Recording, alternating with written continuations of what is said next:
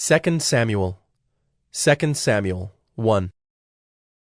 After the death of Saul, when David had returned from striking down the Amalekites, David remained 2 days in Ziklag, and on the third day, behold, 2 Samuel 1. After the death of Saul, when David had returned from striking down the Amalekites, David remained 2 days in Ziklag, and on the third day, behold, a man came from Saul's camp, with his clothes torn and dirt on his head. And when he came to David, he fell to the ground and paid homage. David said to him, "Where do you come from?" "I have escaped from the camp of Israel." And David said to him, "How did it go? Tell me." And he answered, "The people fled from the battle, and also many of the people have fallen and are dead. And Saul and his son Jonathan are also dead." Then David said to the young man who told him, "How do you know that Saul and his son Jonathan are dead?" And the young man who told him said, "By chance I happened to be on Mount Gilboa, and there was Saul leaning on his spear. And behold, the chariots and the horsemen were close upon him. And when he looked behind him, he saw me, and called to me. And I answered, 'Here I am.' And he said to me, 'Who are you?' I answered him, 'I am an Amalekite.' And he said to me, 'Stand beside me, and kill me, for anguish has seized me, and yet my life still lingers.' So I stood beside him, and killed him, because I was sure that he could not live after he had fallen. And I took the crown that was on his head, and the armlet that was on his arm, and I have brought them here to my lord." Then David took hold of his clothes and tore them, and so did all the men who were with him. And they mourned and wept and fasted until evening for Saul and for Jonathan his son, and for the people of the Lord and for the house of Israel, because they had fallen by the sword. And David said to the young man who told him, "Where do you come from?" And he answered, "I am the son of a sojourner, an Amalekite." David said to him, "How is it you are not afraid to put out your hand to destroy the Lord's anointed?" Then David called one of the young men and said, "Go, execute him." And he struck him down so that he died. And David said to him, "Your blood be on your head, for your own mouth has testified against you, saying, 'I have killed the Lord's anointed.'" And David lamented with this lamentation over Saul and Jonathan his son. And he said it should be taught to the people of Judah. Behold, it is written in the book of Jasher. He said, "Your glory, O Israel, is slain on your high places. How the mighty have fallen! Tell it not in Gath, publish it not in the streets of Ashkelon, lest the daughters of the Philistines rejoice, lest the daughters of the uncircumcised exult. You mountains of Gilboa, let there be no dew or rain upon you, nor fields of offerings. For there the shield of the mighty was defiled, the shield of Saul, not anointed with oil. From the blood of the slain, from the fat of the mighty, the bow of Jonathan turned not back, and the sword of Saul returned not empty. Saul and Jonathan, beloved and lovely, in life and in death they were not divided. They were swifter than eagles, they were stronger than lions. You daughters of Israel, weep over Saul, who clothed you luxuriously in scarlet, who put ornaments of gold on your apparel. How the mighty have fallen in the midst of the battle! Jonathan lies slain on your high places. I am distressed for you, my brother Jonathan. Very pleasant have you been to me. Your love to me was extraordinary, surpassing the love of women. How the mighty have fallen, and the weapons of war perished." 2 Samuel 2. After this, David inquired of the Lord, "Shall I go up into any of the cities of Judah?" And the Lord said to him, "Go up." David said, "To which shall I go up?" And he said, "To Hebron." So David went up there, and his 2 wives also, Ahinoam of Jezreel, and Abigail the widow of Nabal of Carmel. And David brought up his men who were with him, every one with his household, and they lived in the towns of Hebron. And the men of Judah came, and there they anointed David king over the house of Judah. When they told David, "It was the men of Jabesh Gilead who buried Saul," David sent messengers to the men of Jabesh Gilead, and said to them, May you be blessed by the Lord, because you showed this loyalty to Saul, your lord, and buried him. Now may the Lord show steadfast love and faithfulness to you, and I will do good to you because you have done this thing. Now therefore let your hands be strong, and be valiant, for Saul your lord is dead, and the house of Judah has anointed me king over them. But Abner, the son of Ner, commander of Saul's army, took Ishbosheth, the son of Saul, and brought him over to Mahanaim. And he made him king over Gilead and the Asherites, and Jezreel and Ephraim, and Benjamin and all Israel. Ishbosheth, Saul's son, was 40 years old when he began to reign over Israel, and he reigned 2 years. But the house of Judah followed David. And the time that David was king in Hebron over the house of Judah was 7 years and 6 months. Abner the son of Ner, and the servants of Ishbosheth the son of Saul, went out from Mahanaim to Gibeon. And Joab the son of Zeruiah and the servants of David went out and met them at the pool of Gibeon. And they sat down, the one on the one side of the pool, and the other on the other side of the pool. And Abner said to Joab, Let the young men arise and compete before us. And Joab said, Let them arise. Then they arose and passed over by number, 12 for Benjamin and Ishbosheth the son of Saul, and 12 of the servants of David. And each caught his opponent by the head, and thrust his sword in his opponent's side, so they fell down together. Therefore that place was called Helkath Hazzurim, which is at Gibeon. And the battle was very fierce that day. And Abner and the men of Israel were beaten before the servants of David.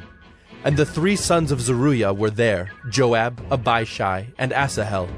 Now Asahel was as swift of foot as a wild gazelle.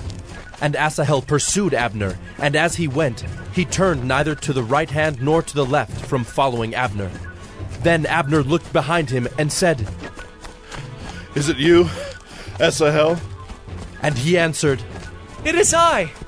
Abner said to him, Turn aside to your right hand or to your left, and seize one of the young men, and take his spoil. But Asahel would not turn aside from following him. And Abner said again to Asahel, Turn aside from following me. Why should I strike you to the ground? How then could I lift up my face to your brother Joab? But he refused to turn aside. Therefore Abner struck him in the stomach with the butt of his spear, so that the spear came out at his back. And he fell there and died where he was. And all who came to the place where Asahel had fallen and died stood still.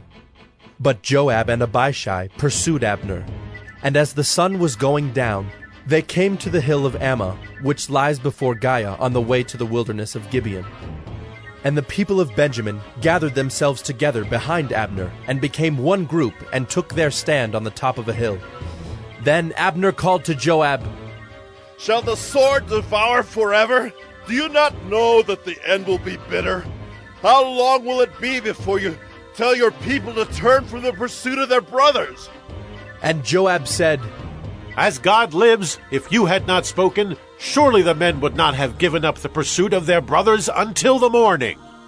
So Joab blew the trumpet, and all the men stopped, and pursued Israel no more, nor did they fight any more. And Abner and his men went all that night through the Arabah. They crossed the Jordan, and marching the whole morning they came to Mahanaim. Joab returned from the pursuit of Abner. And when he had gathered all the people together, there were missing from David's servants 19 men besides Asahel. But the servants of David had struck down of Benjamin 360 of Abner's men. And they took up Asahel, and buried him in the tomb of his father, which was at Bethlehem. And Joab and his men marched all night, and the day broke upon them at Hebron. 2 Samuel 3. There was a long war between the house of Saul and the house of David, and David grew stronger and stronger, while the house of Saul became weaker and weaker. And sons were born to David at Hebron. His firstborn was Amnon of Ahinoam of Jezreel, and his second, Chileab of Abigail, the widow of Nabal of Carmel, and the third, Absalom, the son of Maacah, the daughter of Talmai, king of Geshur, and the fourth, Adonijah, the son of Haggith, and the fifth, Shephatiah, the son of Abital, and the sixth, Ithream of Eglah, David's wife. These were born to David in Hebron.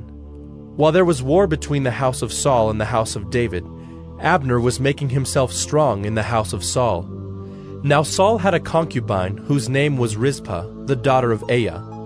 And Ishbosheth said to Abner, "Why have you gone into my father's concubine?" Then Abner was very angry over the words of Ishbosheth, and said, Am I a dog's head of Judah? To this day I keep showing steadfast love to the house of Saul your father, to his brothers and to his friends, and have not given you into the hand of David. And yet you charge me today with a fault concerning a woman. God do so to Abner and more also, if I do not accomplish for David what the Lord has sworn to him, to transfer the kingdom from the house of Saul and set up the throne of David over Israel and over Judah, from Dan to Beersheba. And Ishbosheth could not answer Abner another word, because he feared him. And Abner sent messengers to David on his behalf, saying, To whom does the land belong? Make your covenant with me, and behold, my hand shall be with you, to bring over all Israel to you. And he said, Good, I will make a covenant with you. But one thing I require of you, that is, you shall not see my face unless you first bring Michal, Saul's daughter, when you come to see my face. Then David sent messengers to Ishbosheth, Saul's son, saying, Give me my wife Michal, for whom I paid the bridal price of 100 foreskins of the Philistines. And Ishbosheth sent and took her from her husband Paltiel, the son of Laish. But her husband went with her, weeping after her all the way to Bahurim. Then Abner said to him, Go, return. And he returned. And Abner conferred with the elders of Israel, saying, For some time past you have been seeking David as king over you. Now then bring it about. For the Lord has promised David, saying, By the hand of my servant David I will save my people Israel from the hand of the Philistines and from the hand of all their enemies. Abner also spoke to Benjamin. And then Abner went to tell David at Hebron all that Israel and the whole house of Benjamin thought good to do. When Abner came with 20 men to David at Hebron, David made a feast for Abner and the men who were with him. And Abner said to David, I will arise and go, and will gather all Israel to my lord the king, that they may make a covenant with you, and that you may reign over all that your heart desires. So David sent Abner away, and he went in peace. Just then the servants of David arrived with Joab from a raid, bringing much spoil with them. But Abner was not with David at Hebron, for he had sent him away, and he had gone in peace. When Joab and all the army that was with him came, it was told Joab, Abner the son of Ner came to the king, and he has let him go, and he has gone in peace. Then Joab went to the king and said, What have you done?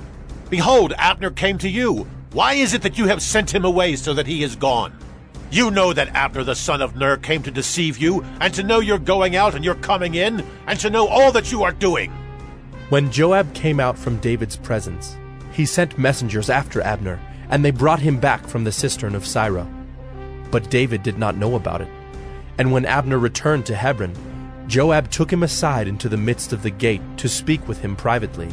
And there he struck him in the stomach so that he died for the blood of Asahel his brother. Afterward, when David heard of it, he said, I and my kingdom are forever guiltless before the Lord for the blood of Abner the son of Ner. May it fall upon the head of Joab and upon all his father's house, and may the house of Joab never be without one who has a discharge, or who is leprous, or who holds a spindle, or who falls by the sword, or who lacks bread. So Joab and Abishai his brother killed Abner because he had put their brother Asahel to death in the battle at Gibeon. Then David said to Joab and to all the people who were with him, Tear your clothes and put on sackcloth and mourn before Abner. And King David followed the bier. They buried Abner at Hebron, and the king lifted up his voice and wept at the grave of Abner, and all the people wept. and the king lamented for Abner, saying, Should Abner die as a fool dies?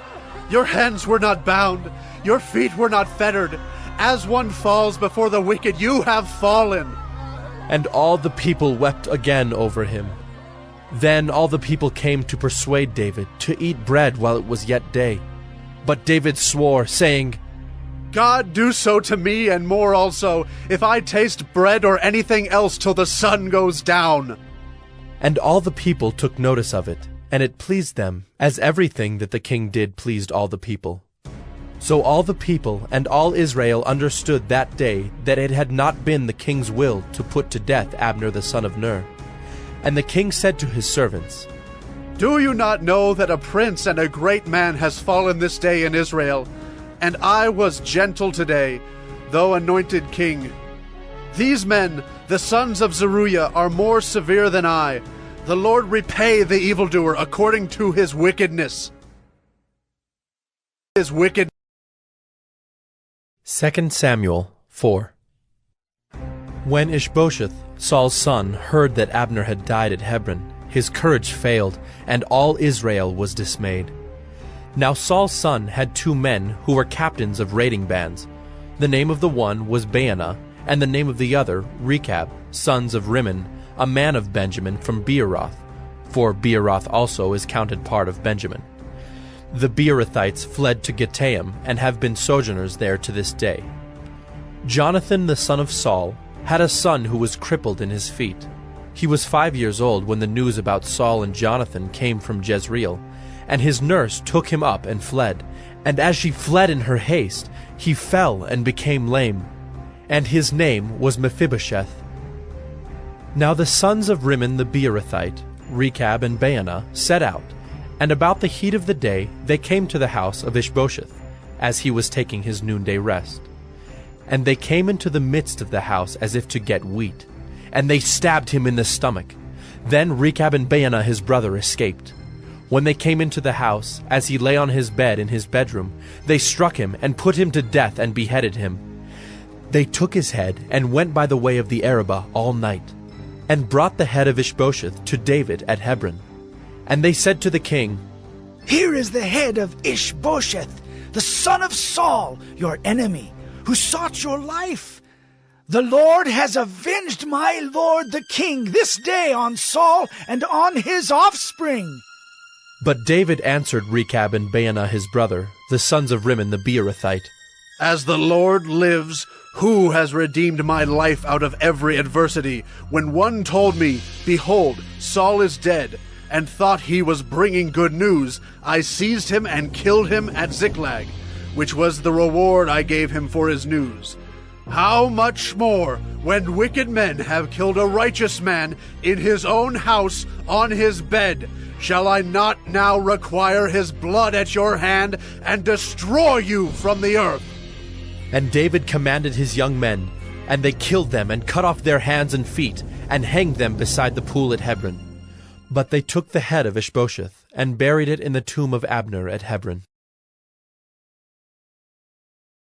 2 Samuel 5. Then all the tribes of Israel came to David at Hebron, and said, Behold, we are your bone and flesh.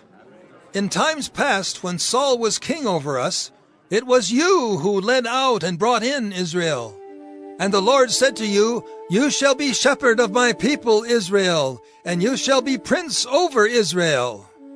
So all the elders of Israel came to the king at Hebron, and King David made a covenant with them at Hebron before the Lord, and they anointed David king over Israel. David was 30 years old when he began to reign, and he reigned 40 years. At Hebron he reigned over Judah 7 years and 6 months, and at Jerusalem he reigned over all Israel and Judah 33 years. And the king and his men went to Jerusalem against the Jebusites, the inhabitants of the land, who said to David, You will not come in here, but the blind and the lame will ward you off. Thinking, David cannot come in here. Nevertheless, David took the stronghold of Zion, that is the city of David. And David said on that day, Whoever would strike the Jebusites, let him get up the water shaft to attack the lame and the blind who are hated by David's soul. Therefore it is said, The blind and the lame shall not come into the house. And David lived in the stronghold, and called it the City of David. And David built the city all around from the Millo inward. And David became greater and greater, for the Lord the God of hosts was with him. And Hiram, king of Tyre, sent messengers to David, and cedar trees, also carpenters and masons, who built David a house. And David knew that the Lord had established him king over Israel, and that he had exalted his kingdom for the sake of his people Israel. And David took more concubines and wives from Jerusalem, after he came from Hebron, and more sons and daughters were born to David. And these are the names of those who were born to him in Jerusalem: Shemua, Shobab, Nathan, Solomon, Ibhar, Elishua, Nepheg, Japhiah, Elishama, Eliada, and Eliphalet. When the Philistines heard that David had been anointed king over Israel, all the Philistines went up to search for David. But David heard of it and went down to the stronghold. Now the Philistines had come and spread out in the valley of Rephaim. And David inquired of the Lord, Shall I go up against the Philistines? Will you give them into my hand? And the Lord said to David, Go up, for I will certainly give the Philistines into your hand. And David came to Baal-perazim, and David defeated them there. And he said, The Lord has burst through my enemies before me like a bursting flood. Therefore the name of that place is called Baal-perazim. And the Philistines left their idols there, and David and his men carried them away.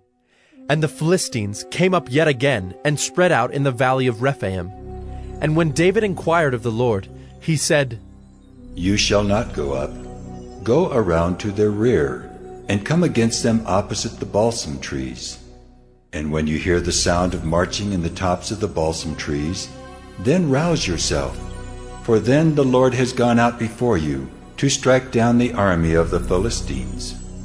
And David did as the Lord commanded him, and struck down the Philistines from Geba to Gezer. 2 Samuel 6. David again gathered all the chosen men of Israel, 30,000. And David arose and went with all the people who were with him from Baale-Judah, to bring up from there the ark of God, which is called by the name of the Lord of hosts, who sits enthroned on the cherubim. And they carried the ark of God on a new cart, and brought it out of the house of Abinadab, which was on the hill. And Uzzah and Ahio, the sons of Abinadab, were driving the new cart with the ark of God, and Ahio went before the ark. And David and all the house of Israel were making merry before the Lord, with songs and lyres and harps, and tambourines and castanets and cymbals. And when they came to the threshing floor of Nacon, Uzzah put out his hand to the ark of God, and took hold of it, for the oxen stumbled. And the anger of the Lord was kindled against Uzzah, and God struck him down there because of his error, and he died there beside the ark of God. And David was angry because the Lord had burst forth against Uzzah. And that place is called Perez-Uzzah to this day. And David was afraid of the Lord that day, and he said, How can the ark of the Lord come to me? So David was not willing to take the ark of the Lord into the city of David. But David took it aside to the house of Obed-Edom the Gittite. And the ark of the Lord remained in the house of Obed-Edom the Gittite 3 months, and the Lord blessed Obed-Edom and all his household. And it was told King David, The Lord has blessed the household of Obed-Edom and all that belongs to him because of the ark of God. So David went and brought up the ark of God from the house of Obed-Edom to the city of David with rejoicing. And when those who bore the ark of the Lord had gone 6 steps, he sacrificed an ox and a fattened animal. And David danced before the Lord with all his might, and David was wearing a linen ephod. So David and all the house of Israel brought up the ark of the Lord with shouting and with the sound of the horn. As the ark of the Lord came into the city of David, Michal, the daughter of Saul, looked out of the window, and saw King David leaping and dancing before the Lord, and she despised him in her heart. And they brought in the ark of the Lord, and set it in its place. inside the tent that David had pitched for it. And David offered burnt offerings and peace offerings before the Lord. And when David had finished offering the burnt offerings and the peace offerings, he blessed the people in the name of the Lord of hosts, and distributed among all the people, the whole multitude of Israel, both men and women, a cake of bread, a portion of meat, and a cake of raisins to each one. Then all the people departed, each to his house. And David returned to bless his household. But Michal, the daughter of Saul, came out to meet David, and said, "How the king of Israel honored himself today, uncovering himself today before the eyes of his servants, female servants, as one of the vulgar fellows shamelessly uncovers himself." And David said to Michal, "It was before the Lord who chose me above your father and above all his house, to appoint me as prince over Israel, the people of the Lord, and I will make merry before the Lord. I will make myself yet more contemptible than this, and I will be abased in your eyes. But by the female servants of whom you have spoken, by them I shall be held in honor." And Michal, the daughter of Saul, had no child to the day of her death. The day of 2 Samuel 7. Now when the king lived in his house, and the Lord had given him rest from all his surrounding enemies, the king said to Nathan the prophet, "See now, I dwell in a house of cedar, but the ark of God dwells in a tent." And Nathan said to the king, "Go, do all that is in your heart, for the Lord is with you." But that same night the word of the Lord came to Nathan. "Go and tell my servant David, thus says the Lord, would you build me a house to dwell in? I have not lived in a house since the day I brought up the people of Israel from Egypt to this day, but I have been moving about in a tent for my dwelling. In all places where I have moved with all the people of Israel, did I speak a word with any of the judges of Israel, whom I commanded to shepherd my people Israel, saying, Why have you not built me a house of cedar? Now therefore, thus you shall say to my servant David, Thus says the Lord of hosts, I took you from the pasture, from following the sheep, that you should be prince over my people Israel. And I have been with you wherever you went, and have cut off all your enemies from before you. And I will make for you a great name, like the name of the great ones of the earth. And I will appoint a place for my people Israel, and will plant them, so that they may dwell in their own place and be disturbed no more. And violent men shall afflict them no more as formerly from the time that I appointed judges over my people Israel. And I will give you rest from all your enemies. Moreover, the Lord declares to you that the Lord will make you a house. When your days are fulfilled, and you lie down with your fathers, I will raise up your offspring after you, who shall come from your body, and I will establish his kingdom. He shall build a house for my name, and I will establish the throne of his kingdom forever. I will be to him a father, and he shall be to me a son. When he commits iniquity, I will discipline him with the rod of men, with the stripes of the sons of men. But my steadfast love will not depart from him, as I took it from Saul, whom I put away from before you. And your house and your kingdom shall be made sure forever before me. Your throne shall be established forever." In accordance with all these words, and in accordance with all this vision, Nathan spoke to David. Then King David went in and sat before the Lord and said, Who am I, O Lord God, and what is my house, that you have brought me thus far? And yet this was a small thing in your eyes, O Lord God. You have spoken also of your servant's house for a great while to come, and this is instruction for mankind, O Lord God. And what more can David say to you? For you know your servant, O Lord God. Because of your promise, and according to your own heart, you have brought about all this greatness, to make your servant know it. Therefore you are great, O Lord God, for there is none like you, and there is no God besides you, according to all that we have heard with our ears. And who is like your people Israel, the one nation on earth whom God went to redeem to be his people, making himself a name, and doing for them great and awesome things, by driving out before your people whom you redeemed for yourself from Egypt, a nation and its gods. And you established for yourself your people Israel, to be your people forever. And you, O Lord, became their God. And now, O Lord God, confirm forever the word that you have spoken concerning your servant and concerning his house, and do as you have spoken. And your name will be magnified forever, saying, The Lord of hosts is God over Israel, and the house of your servant David will be established before you. For you, O Lord of hosts, the God of Israel, have made this revelation to your servant, saying, I will build you a house. Therefore your servant has found courage to pray this prayer to you. And now, O Lord God, you are God, and your words are true, and you have promised this good thing to your servant. Now therefore may it please you to bless the house of your servant, so that it may continue forever before you. For you, O Lord God, have spoken, and with your blessing shall the house of your servant be blessed forever. Blessed. 2 Samuel 8. After this, David defeated the Philistines and subdued them. And David took Metheg-Ammah out of the hand of the Philistines. And he defeated Moab, and he measured them with a line, making them lie down on the ground. 2 lines he measured to be put to death, and 1 full line to be spared. And the Moabites became servants to David and brought tribute. David also defeated Hadad-ezer, the son of Rehob, king of Zobah, as he went to restore his power at the river Euphrates. And David took from him 1,700 horsemen and 20,000 foot soldiers. And David hamstrung all the chariot horses, but left enough for 100 chariots.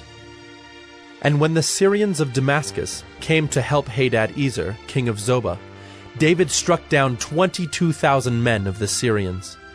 Then David put garrisons in Aram of Damascus, and the Syrians became servants to David and brought tribute. And the Lord gave victory to David wherever he went. And David took the shields of gold that were carried by the servants of Hadad-ezer, and brought them to Jerusalem. And from Betah and from Berothai, cities of Hadad-ezer, King David took very much bronze. When Toi, king of Hamath, heard that David had defeated the whole army of Hadad-ezer, Toi sent his son Joram to King David to ask about his health and to bless him, because he had fought against Hadad-ezer and defeated him. For Hadad-ezer had often been at war with Toi. And Joram brought with him articles of silver, of gold, and of bronze. These also King David dedicated to the Lord, together with the silver and gold that he dedicated from all the nations he subdued, from Edom, Moab, the Ammonites, the Philistines, Amalek, and from the spoil of Hadad-ezer, the son of Rehob, king of Zobah.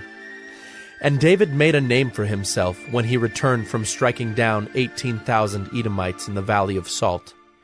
Then he put garrisons in Edom. Throughout all Edom he put garrisons, and all the Edomites became David's servants. And the Lord gave victory to David wherever he went. So David reigned over all Israel, and David administered justice and equity to all his people.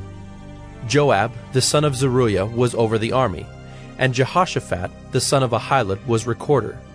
And Zadok, the son of Ahitub, and Ahimelech, the son of Abiathar, were priests. And Seraiah was secretary. And Benaiah, the son of Jehoiada, was over the Kerethites and the Pelethites. And David's sons were priests. 2 Samuel 9. And David said, Is there still anyone left of the house of Saul, that I may show him kindness for Jonathan's sake? Now there was a servant of the house of Saul, whose name was Ziba, and they called him to David. And the king said to him, Are you Ziba? And he said, I am your servant. And the king said, Is there not still someone of the house of Saul, that I may show the kindness of God to him? Ziba said to the king, There is still a son of Jonathan. He is crippled in his feet. The king said to him, Where is he? And Ziba said to the king, He is in the house of Machir, the son of Ammiel, at Lo-debar. Then King David sent and brought him from the house of Machir, the son of Ammiel, at Lo-debar. And Mephibosheth, the son of Jonathan, son of Saul, came to David and fell on his face and paid homage. And David said, Mephibosheth. And he answered, Behold, I am your servant. And David said to him, Do not fear, for I will show you kindness for the sake of your father Jonathan, and I will restore to you all the land of Saul your father, and you shall eat at my table always. And he paid homage and said, What is your servant, that you should show regard for a dead dog such as I? Then the king called Ziba, Saul's servant, and said to him, All that belonged to Saul and to all his house I have given to your master's grandson. And you and your sons and your servants shall till the land for him and shall bring in the produce, that your master's grandson may have bread to eat. But Mephibosheth, your master's grandson, shall always eat at my table. Now Ziba had 15 sons and 20 servants. Then Ziba said to the king, According to all that my lord the king commands his servant, so will your servant do. So Mephibosheth ate at David's table like one of the king's sons. And Mephibosheth had a young son whose name was Micah. And all who lived in Ziba's house became Mephibosheth's servants. So Mephibosheth lived in Jerusalem, for he ate always at the king's table. Now he was lame in both his feet. 2 Samuel 10. After this, the king of the Ammonites died, and Hanun his son reigned in his place. And David said, I will deal loyally with Hanun the son of Nahash, as his father dealt loyally with me. So David sent by his servants to console him concerning his father. And David's servants came into the land of the Ammonites. But the princes of the Ammonites said to Hanun their lord, Do you think because David has sent comforters to you that he is honoring your father? Has not David sent his servants to you to search the city and to spy it out and to overthrow it? So Hanun took David's servants and shaved off half the beard of each and cut off their garments in the middle at their hips and sent them away. When it was told David, he sent to meet them, for the men were greatly ashamed. And the king said, Remain at Jericho until your beards have grown, and then return. When the Ammonites saw that they had become a stench to David, the Ammonites sent and hired the Syrians of Beth-rehob, and the Syrians of Zobah, 20,000 foot soldiers, and the king of Maacah with 1,000 men, and the men of Tob, 12,000 men. And when David heard of it, he sent Joab and all the host of the mighty men. And the Ammonites came out and drew up in battle array at the entrance of the gate. And the Syrians of Zobah and of Rehob, and the men of Tob and Maacah were by themselves in the open country. When Joab saw that the battle was set against him, both in front and in the rear, he chose some of the best men of Israel, and arrayed them against the Syrians. The rest of his men he put in the charge of Abishai his brother, and he arrayed them against the Ammonites. And he said, If the Syrians are too strong for me, then you shall help me. But if the Ammonites are too strong for you, then I will come and help you. Be of good courage, and let us be courageous for our people, and for the cities of our God, and may the Lord do what seems good to him. So Joab and the people who were with him drew near to battle against the Syrians, and they fled before him. And when the Ammonites saw that the Syrians fled, they likewise fled before Abishai, and entered the city. Then Joab returned from fighting against the Ammonites, and came to Jerusalem. But when the Syrians saw that they had been defeated by Israel, they gathered themselves together. And Hadad-ezer sent and brought out the Syrians who were beyond the Euphrates. They came to Helam, with Shobach, the commander of the army of Hadad-ezer, at their head. And when it was told David, he gathered all Israel together, and crossed the Jordan, and came to Helam. The Syrians arrayed themselves against David, and fought with him. And the Syrians fled before Israel, and David killed of the Syrians the men of 700 chariots, and 40,000 horsemen, and wounded Shobach the commander of their army, so that he died there. And when all the kings who were servants of Hadad-ezer saw that they had been defeated by Israel, they made peace with Israel, and became subject to them. So the Syrians were afraid to save the Ammonites any more. 2 Samuel 11. In the spring of the year, the time when kings go out to battle, David sent Joab and his servants with him, and all Israel. And they ravaged the Ammonites and besieged Rabbah. But David remained at Jerusalem. It happened late one afternoon, when David arose from his couch and was walking on the roof of the king's house, that he saw from the roof a woman bathing, and the woman was very beautiful.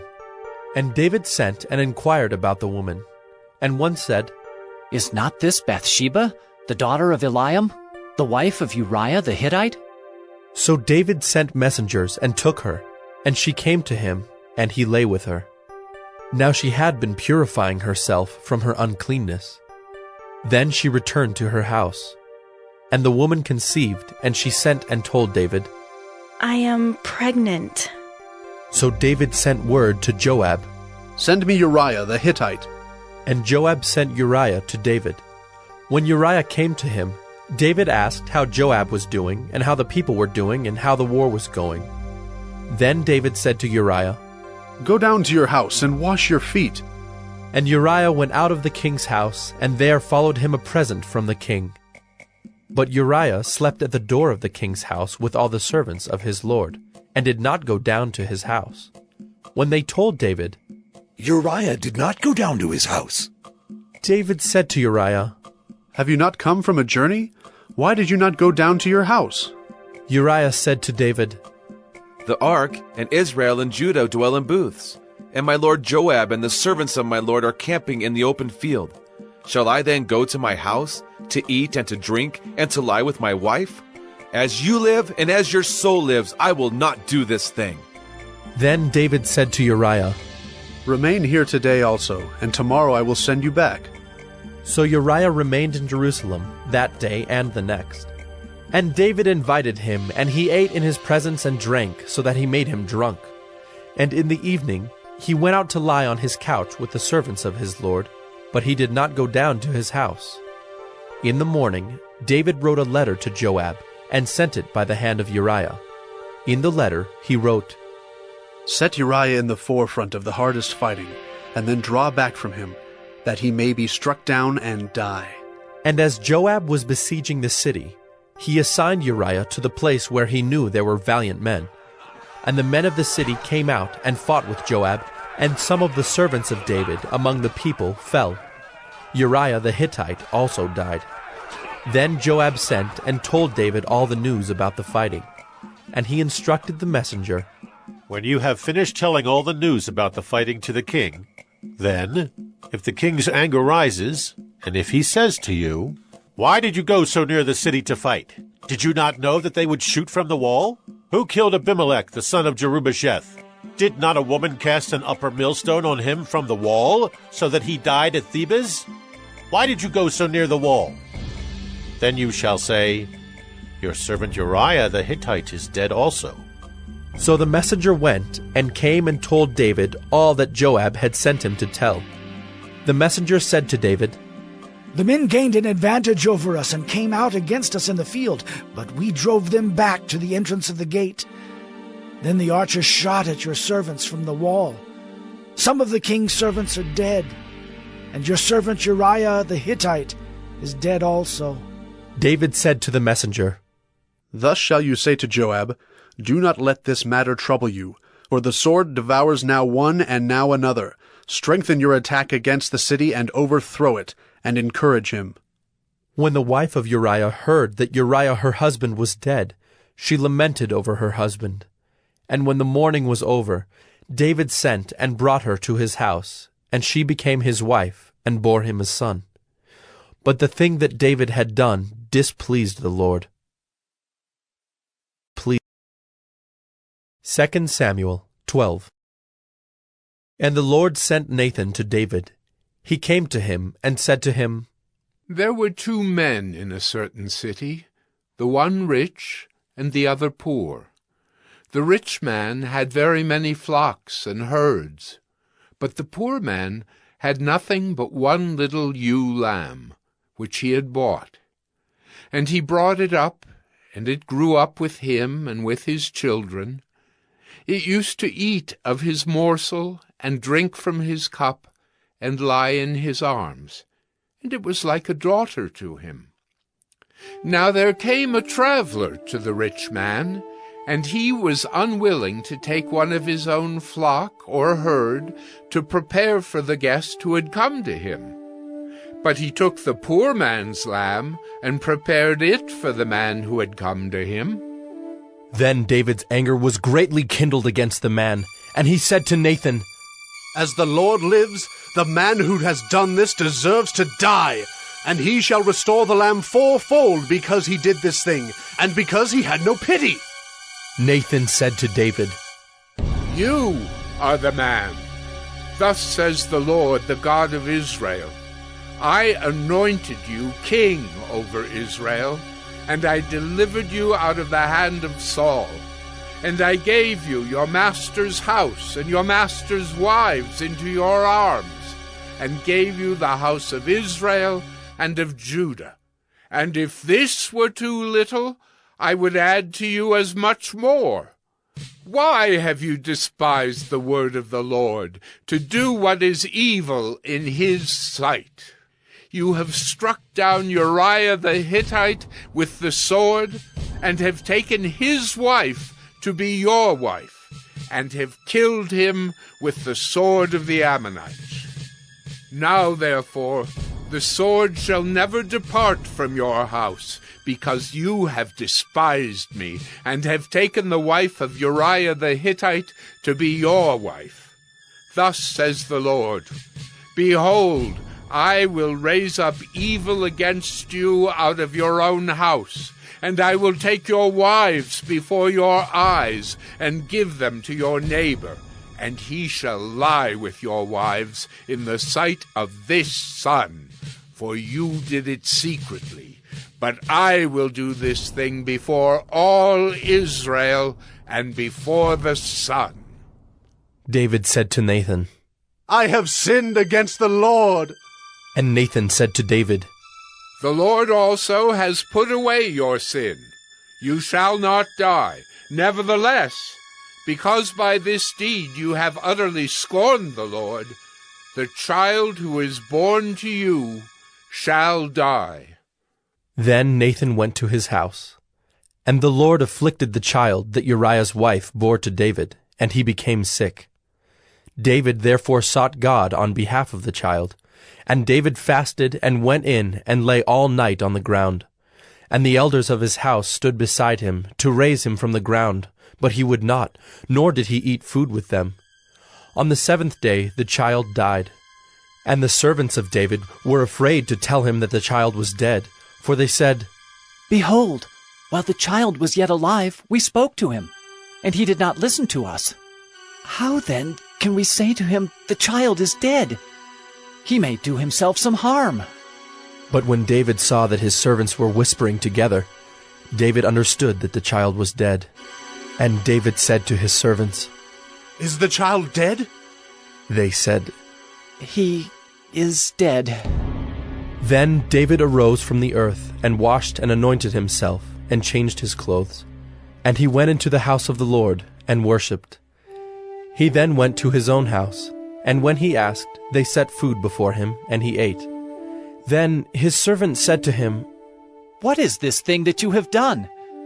You fasted and wept for the child while he was alive, but when the child died, you arose and ate food." He said, "While the child was still alive, I fasted and wept, for I said, Who knows whether the Lord will be gracious to me, that the child may live? But now he is dead. Why should I fast? Can I bring him back again? I shall go to him, but he will not return to me." Then David comforted his wife Bathsheba, and went in to her, and lay with her. And she bore a son, and he called his name Solomon.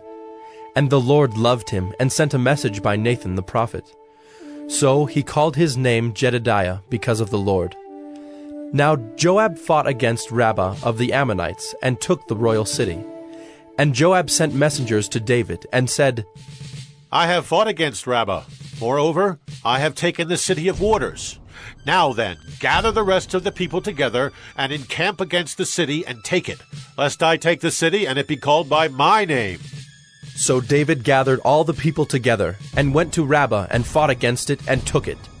And he took the crown of their king from his head. The weight of it was a talent of gold, and in it was a precious stone, and it was placed on David's head. And he brought out the spoil of the city, a very great amount.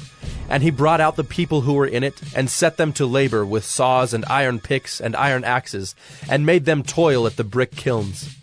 And thus he did to all the cities of the Ammonites. Then David and all the people returned to Jerusalem. 2 Samuel 13. Now Absalom, David's son, had a beautiful sister, whose name was Tamar.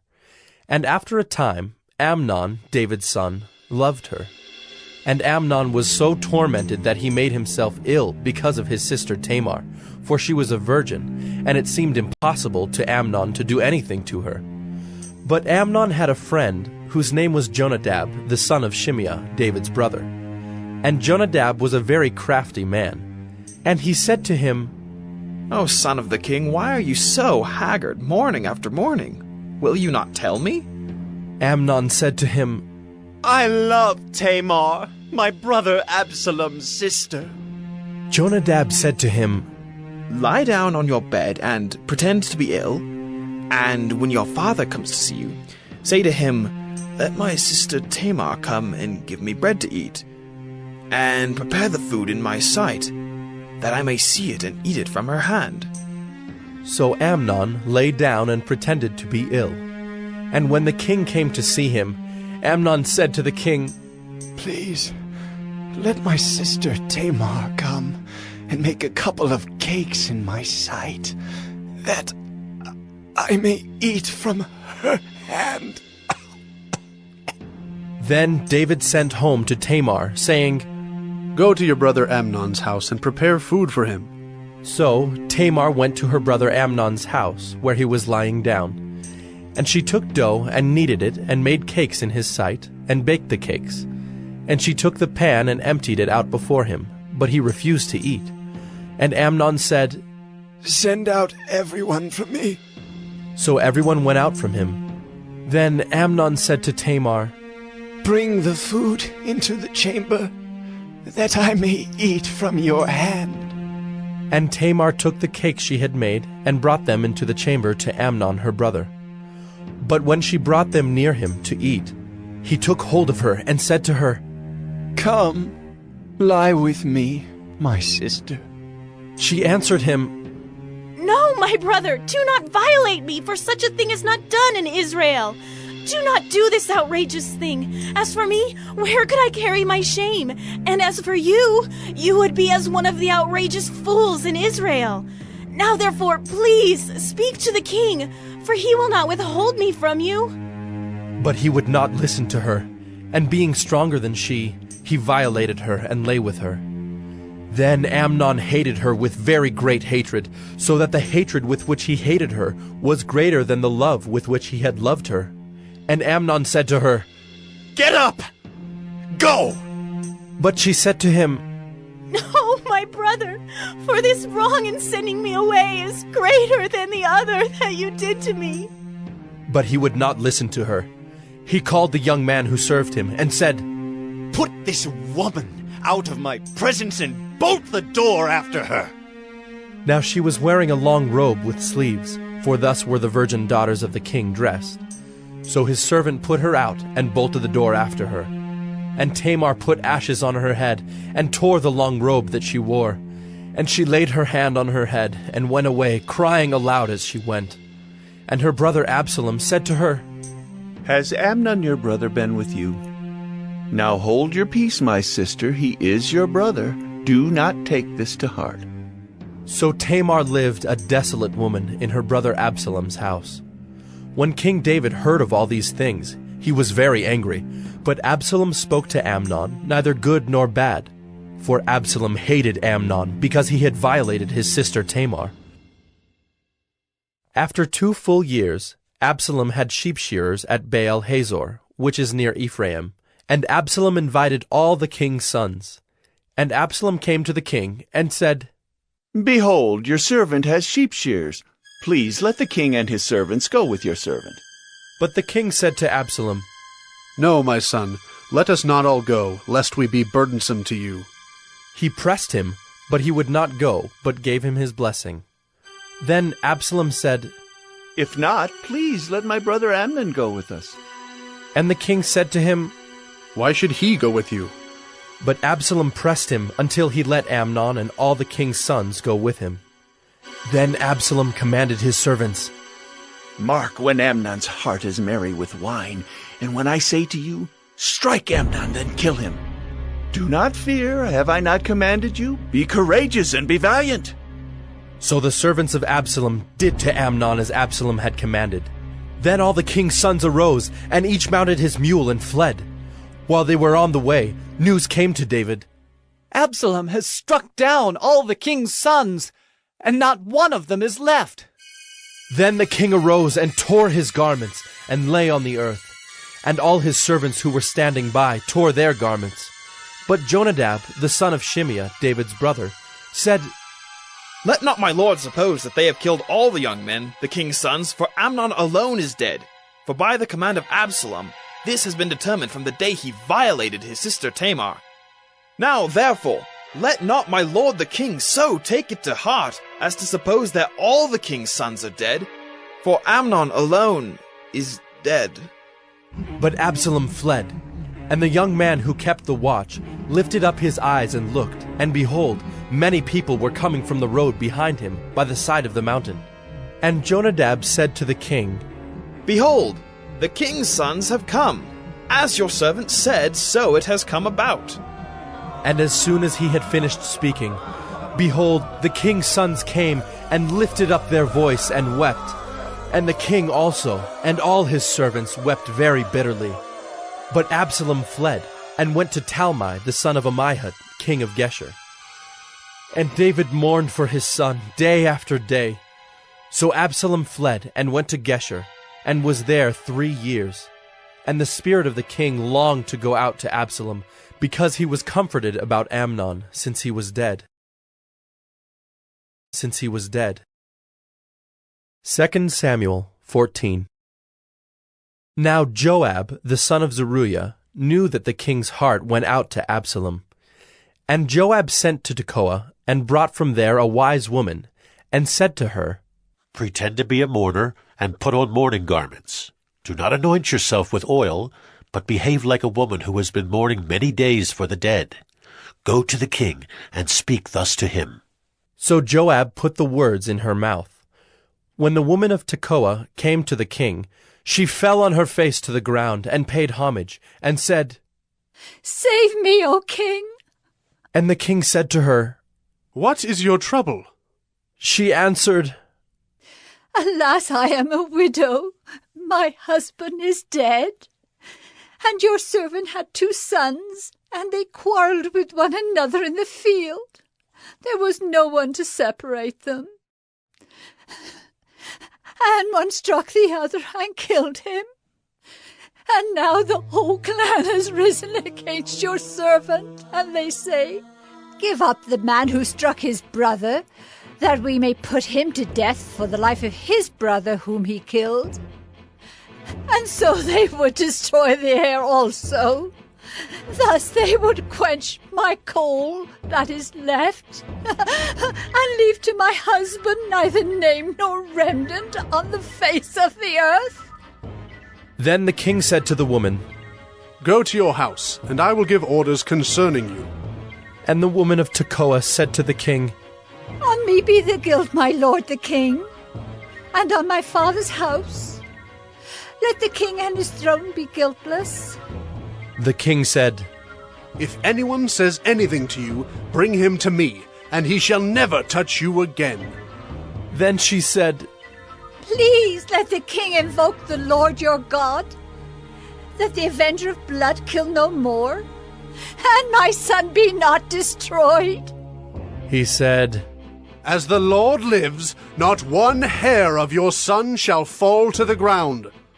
Then the woman said, Please let your servant speak a word to my lord the king. He said, Speak! And the woman said, Why then have you planned such a thing against the people of God? For in giving this decision the king convicts himself, inasmuch as the king does not bring his banished one home again. We must all die. We are like water spilled on the ground, which cannot be gathered up again. But God will not take away life, and he devises means so that the banished one will not remain an outcast. Now I have come to say this to my lord the king, because the people have made me afraid. And your servant thought, I will speak to the king. It may be that the king will perform the request of his servant. For the king will hear and deliver his servant from the hand of the man who would destroy me, and my son together from the heritage of God. And your servant thought, the word of my lord the king will set me at rest. For my lord the king is like the angel of God to discern good and evil. The Lord your God be with you. Then the king answered the woman, Do not hide from me anything I ask you. And the woman said, Let my lord the king speak. The king said, Is the hand of Joab with you in all this? The woman answered and said, As surely as you live, my lord the king, one cannot turn to the right hand or to the left from anything that my lord the king has said. It was your servant Joab who commanded me. It was he who put all these words in the mouth of your servant. In order to change the course of things, your servant Joab did this. But my lord has wisdom like the wisdom of the angel of God, to know all things that are on the earth. Then the king said to Joab, Behold now, I grant this. Go, bring back the young man Absalom. And Joab fell on his face to the ground, and paid homage, and blessed the king. And Joab said, Today your servant knows that I have found favor in your sight, my lord the king, in that the king has granted the request of his servant. So Joab arose, and went to Geshur, and brought Absalom to Jerusalem. And the king said, Let him dwell apart in his own house. He is not to come into my presence. So Absalom lived apart in his own house, and did not come into the king's presence. Now in all Israel there was no one so much to be praised for his handsome appearance as Absalom. From the sole of his foot to the crown of his head there was no blemish in him. And when he cut the hair of his head, for at the end of every year he used to cut it, when it was heavy on him he cut it, he weighed the hair of his head, 200 shekels by the king's weight. There were born to Absalom 3 sons, and 1 daughter, whose name was Tamar. She was a beautiful woman. So Absalom lived 2 full years in Jerusalem without coming into the king's presence.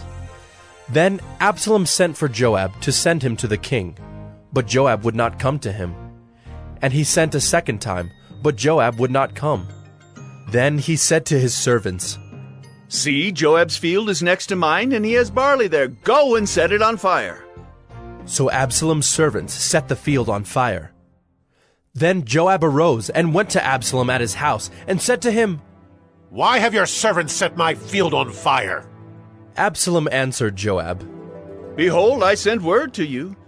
Come here that I may send you to the king to ask, Why have I come from Geshur? It would be better for me to be there still. Now therefore let me go into the presence of the king, and if there is guilt in me, let him put me to death. Then Joab went to the king and told him, and he summoned Absalom.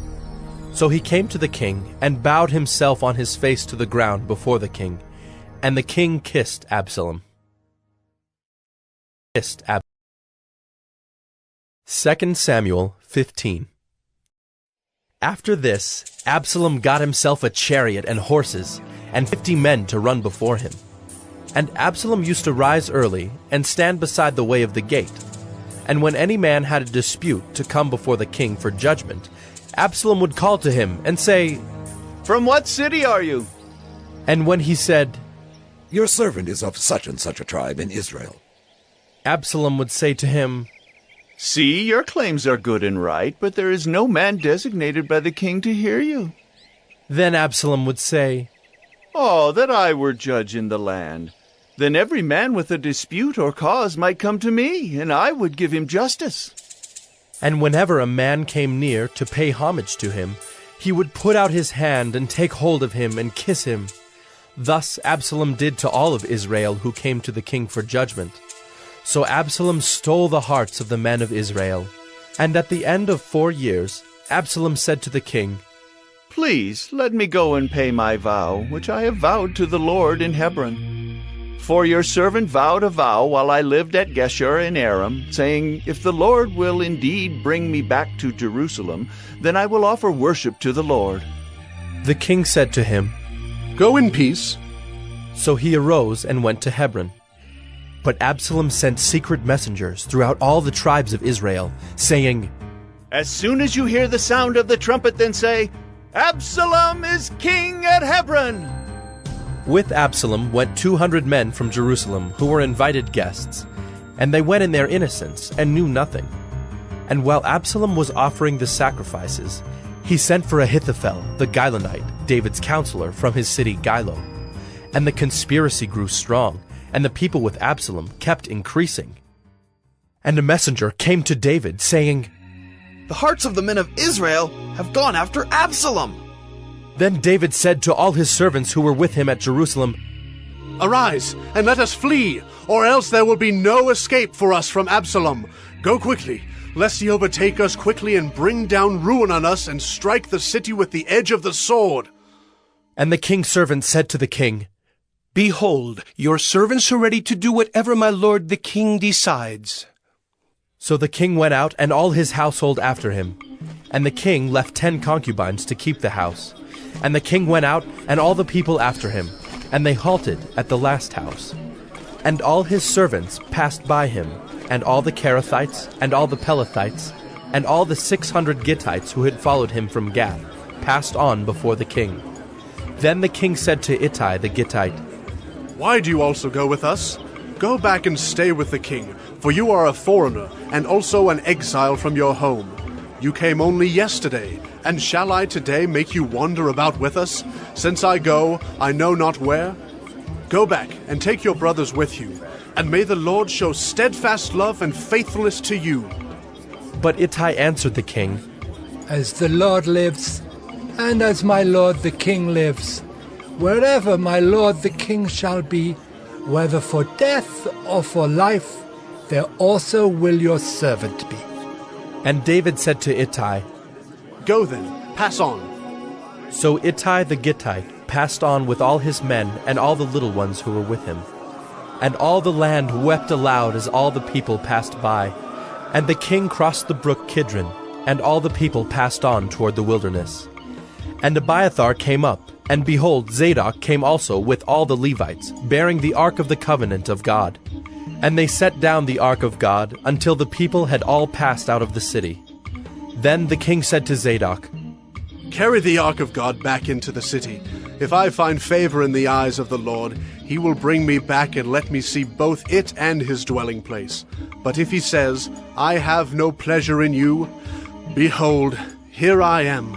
Let him do to me what seems good to him. The king also said to Zadok the priest, Are you not a seer? Go back to the city in peace with your 2 sons, Ahimaaz your son, and Jonathan the son of Abiathar. See, I will wait at the fords of the wilderness until word comes from you to inform me. So Zadok and Abiathar carried the ark of God back to Jerusalem, and they remained there. But David went up the ascent of the Mount of Olives, weeping as he went, barefoot and with his head covered. And all the people who were with him covered their heads, and they went up weeping as they went. And it was told David, Ahithophel is among the conspirators with Absalom. And David said, O Lord, please turn the counsel of Ahithophel into foolishness. While David was coming to the summit, where God was worshipped, behold, Hushai the Archite came to meet him with his son and Jonathan, Abiathar's son, and by them you shall send to me everything you hear. So Hushai, David's friend, came into the city, just as Absalom was entering Jerusalem. 2 Samuel 16.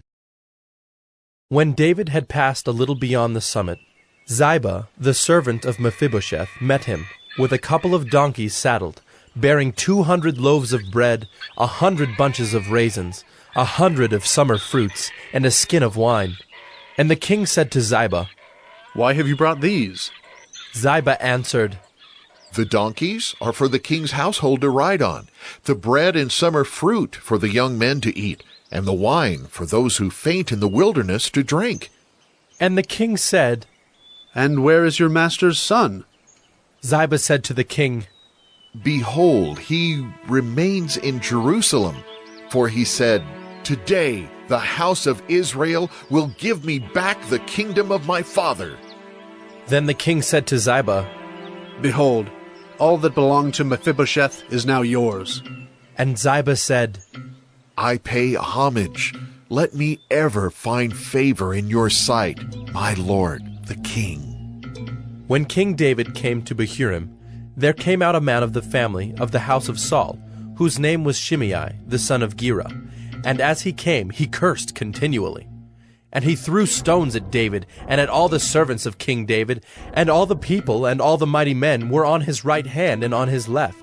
And Shimei said as he cursed, Get out, you man of blood, you worthless man! The Lord has avenged on you all the blood of the house of Saul, in whose place you have reigned, and the Lord has given the kingdom into the hand of your son Absalom. See, your evil is on you, for you are a man of blood! Then Abishai the son of Zeruiah said to the king, "Why should this dead dog curse my lord the king? Let me go over and take off his head." But the king said, "What have I to do with you, you sons of Zeruiah? If he is cursing because the Lord has said to him, 'Curse David,' who then shall say, 'Why have you done so?'" And David said to Abishai and to all his servants, "Behold, my own son seeks my life. How much more now may this Benjaminite? Leave him alone, and let him curse, for the Lord has told him to. It may be that the Lord will look on the wrong done to me, and that the Lord will repay me with good for his cursing today." So David and his men went on the road, while Shimei went along on the hillside opposite him, and cursed as he went, and threw stones at him and flung dust. And the king and all the people who were with him arrived weary at the Jordan, and there he refreshed himself. Now Absalom and all the people, the men of Israel, came to Jerusalem, and Ahithophel with him. And when Hushai the Archite, David's friend, came to Absalom, Hushai said to Absalom, "Long live the king! Long live the king!" And Absalom said to Hushai, "Is this your loyalty to your friend? Why did you not go with your friend?" And Hushai said to Absalom, "No, for whom the Lord and this people and all the men of Israel have chosen, his I will be, and with him I will remain. And again, whom should I serve? Should it not be his son? As I have served your father, so I will serve you." Then Absalom said to Ahithophel, "Give your counsel, what shall we do?" Ahithophel said to Absalom, "Go into your father's concubines, whom he has left to keep the house, and all Israel will hear that you have made yourself a stench to your father, and the hands of all who are with you will be strengthened." So they pitched a tent for Absalom on the roof, and Absalom went into his father's concubines in the sight of all Israel. Now in those days the counsel that Ahithophel gave was as if one consulted the word of God. So was all the counsel of Ahithophel esteemed both by David and by Absalom. 2 Samuel 17. Moreover, Ahithophel said to Absalom, "Let me choose 12,000 men, and I will arise and pursue David tonight. I will come upon him while he is weary and discouraged, and throw him into a panic. and all the people who are with him will flee. I will strike down only the king, and I will bring all the people back to you as a bride comes home to her husband. You seek the life of only one man, and all the people will be at peace." And the advice seemed right in the eyes of Absalom and all the elders of Israel. Then Absalom said, "Call Hushai the Archite also, and let us hear what he has to say." And when Hushai came to Absalom, Absalom said to him, "Thus has Ahithophel spoken. Shall we do as he says? If not, you speak." Then Hushai said to Absalom, "This time the counsel that Ahithophel has given is not good."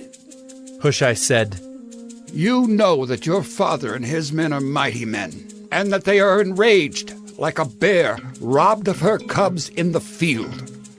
Besides, your father is expert in war. He will not spend the night with the people. Behold, even now he has hidden himself in one of the pits or in some other place. And as soon as some of the people fall at the first attack, whoever hears it will say, 'There has been a slaughter among the people who follow Absalom.' Then even the valiant man whose heart is like the heart of a lion will utterly melt with fear, for all Israel knows that your father is a mighty man, and that those who are with him are valiant men. But my counsel is that all Israel be gathered to you, from Dan to Beersheba, as the sand by the sea for multitude, and that you go to battle in person. So we shall come upon him in some place where he is to be found, and we shall light upon him as the dew falls on the ground, and of him and all the men with him not one will be left. If he withdraws into a city, then all Israel will bring ropes to that city, and we shall drag it into the valley until not even a pebble is to be found there." And Absalom and all the men of Israel said, "The counsel of Hushai the Archite is better than the counsel of Ahithophel." For the Lord had ordained to defeat the good counsel of Ahithophel, so that the Lord might bring harm upon Absalom. Then Hushai said to Zadok and Abiathar the priests, "Thus and so did Ahithophel counsel Absalom and the elders of Israel, and thus and so have I counseled.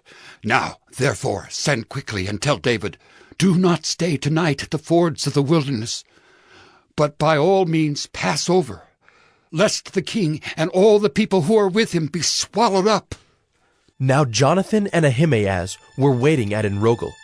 A female servant was to go and tell them, and they were to go and tell King David, for they were not to be seen entering the city. But a young man saw them and told Absalom.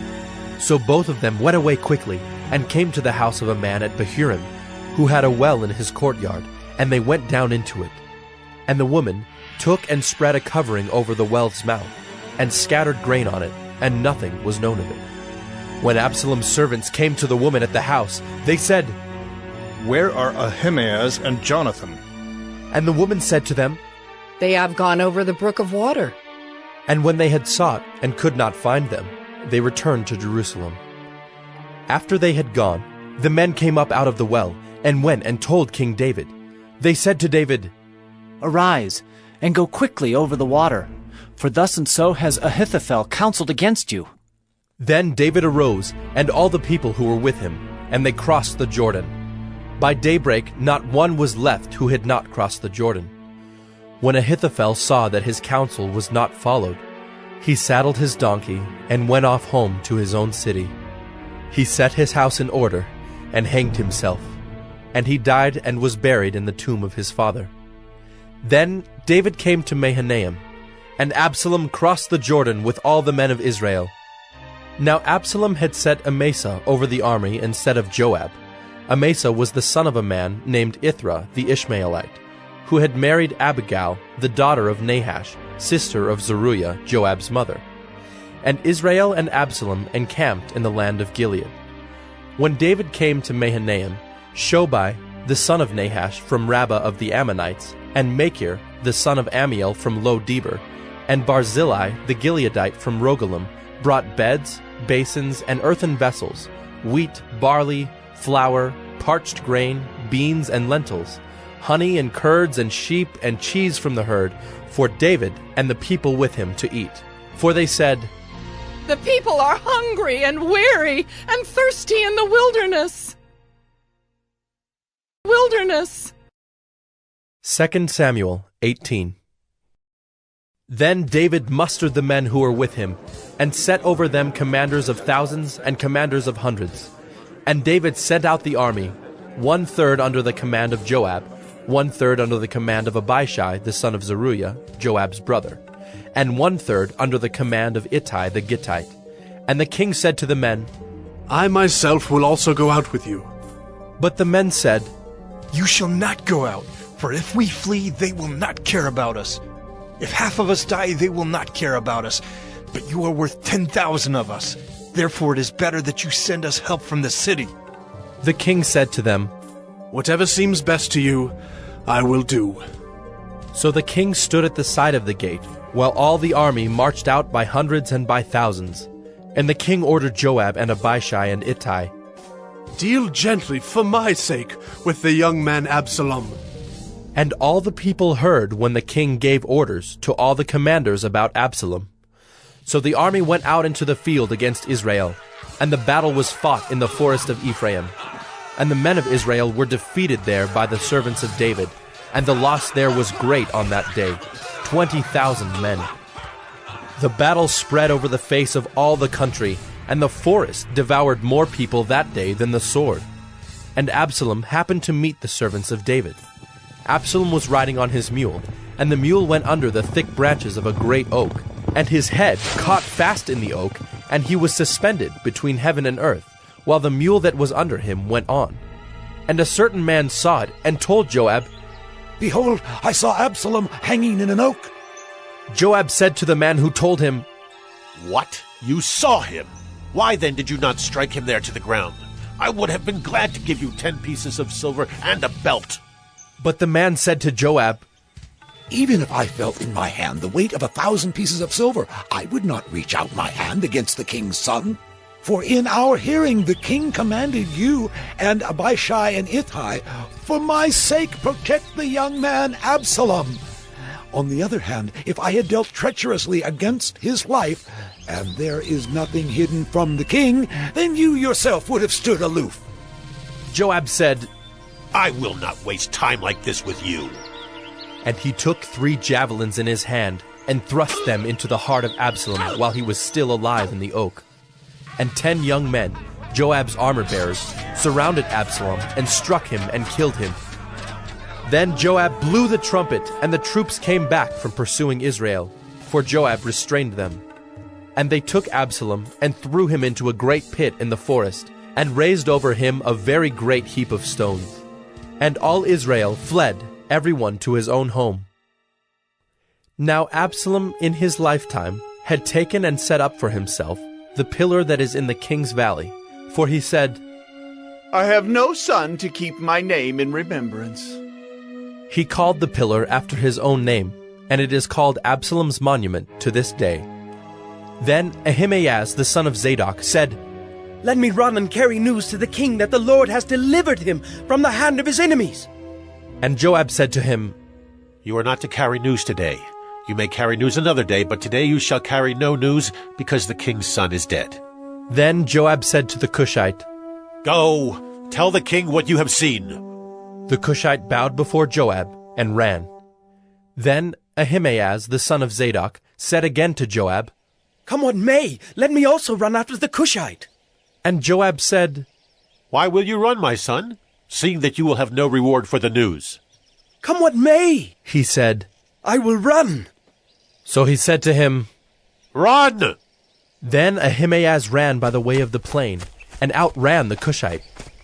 Now David was sitting between the 2 gates, and the watchman went up to the roof of the gate by the wall.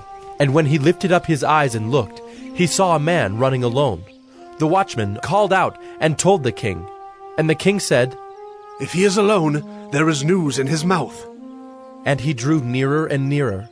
The watchman saw another man running, and the watchman called to the gate and said, "See, another man running alone."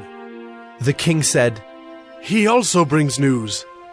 The watchman said, I think the running of the first is like the running of Ahimaaz, the son of Zadok. And the king said, He is a good man and comes with good news. Then Ahimaaz cried out to the king, All is well. And he bowed before the king with his face to the earth, and said, Blessed be the Lord your God, who has delivered up the men who raised their hand against my lord the king. And the king said, Is it well with the young man Absalom? Ahimaaz answered, When Joab sent the king's servant, your servant, I saw a great commotion, but I do not know what it was. And the king said, Turn aside and stand here. So he turned aside and stood still. And behold, the Cushite came, and the Cushite said, Good news for my lord the king, for the Lord has delivered you this day from the hand of all who rose up against you. The king said to the Cushite, Is it well with the young man Absalom? And the Cushite answered, May the enemies of my lord the king and all who rise up against you for evil be like that young man. And the king was deeply moved, and went up to the chamber over the gate, and wept. And as he went, he said, Oh, my son Absalom, my son Absalom! Would I had died instead of you, O Absalom! My son! Son! 2 Samuel 19. It was told Joab, Behold, the king is weeping and mourning for Absalom. So the victory that day was turned into mourning for all the people, for the people heard that day, The king is grieving for his son. And the people stole into the city that day, as people steal in who are ashamed when they flee in battle. The king covered his face, and the king cried with a loud voice, Oh, my son Absalom! Oh, Absalom! My son! My son! Then Joab came into the house to the king, and said, You have today covered with shame the faces of all your servants, who have this day saved your life, and the lives of your sons and your daughters, and the lives of your wives and your concubines, because you love those who hate you, and hate those who love you. For you have made it clear today that commanders and servants are nothing to you. For today I know that if Absalom were alive, and all of us were dead today, then you would be pleased.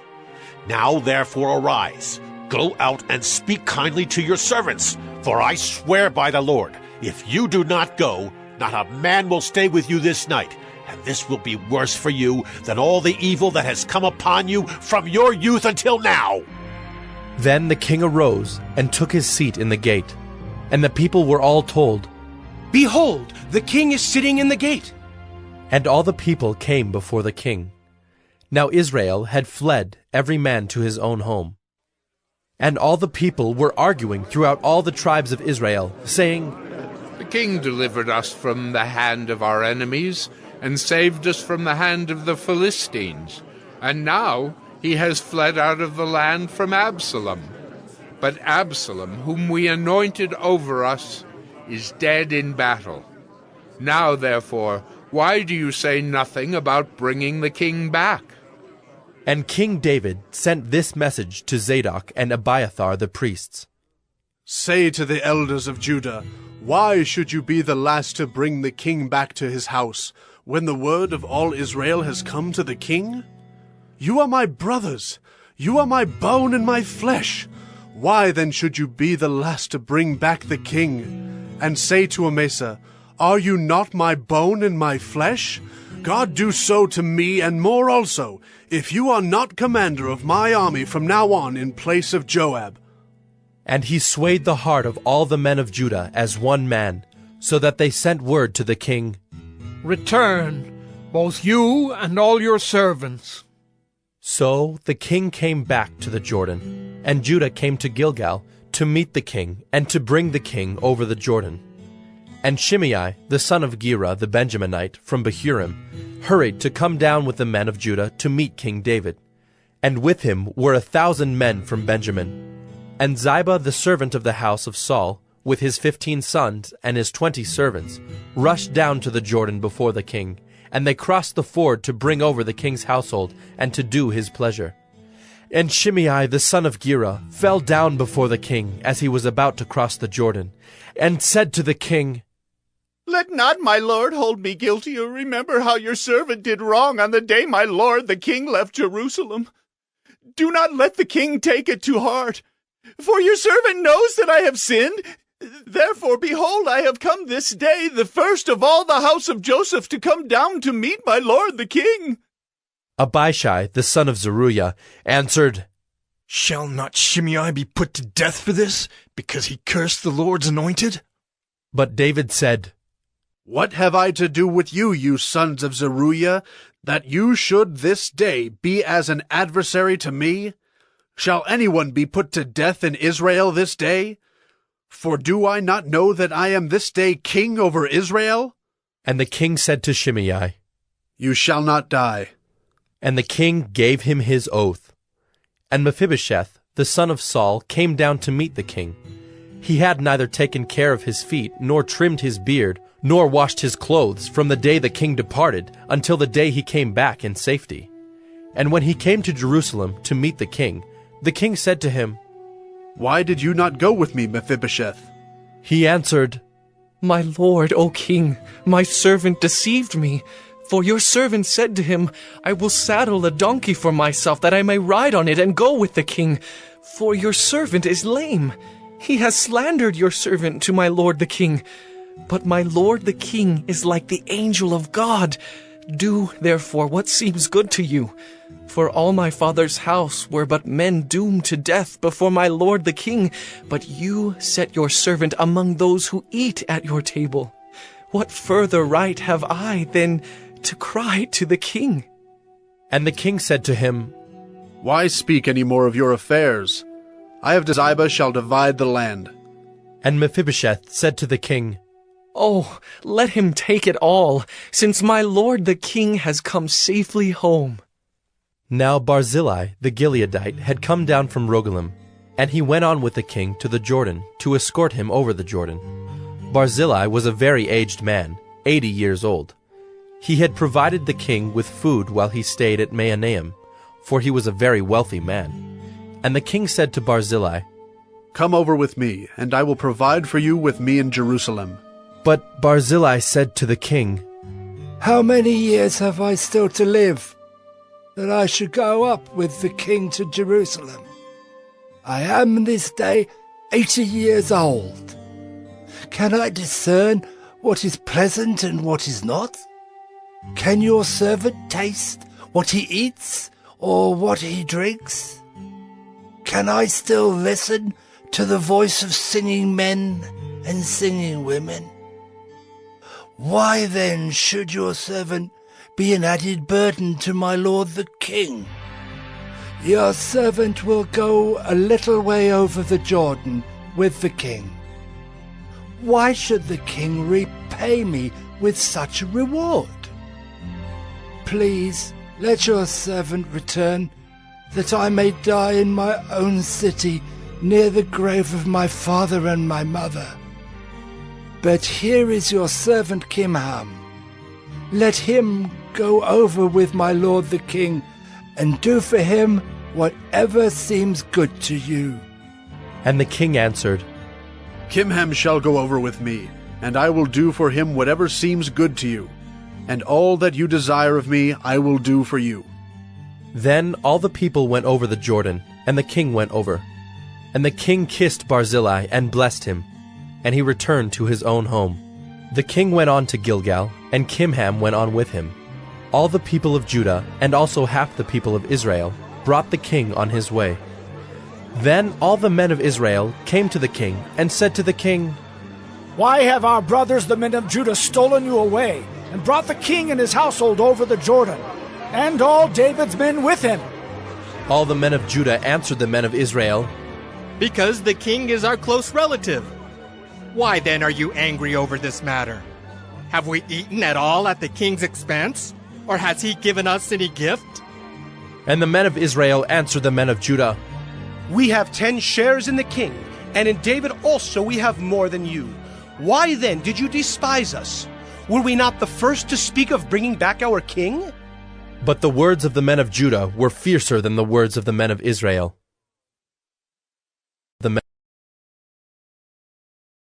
2 Samuel 20.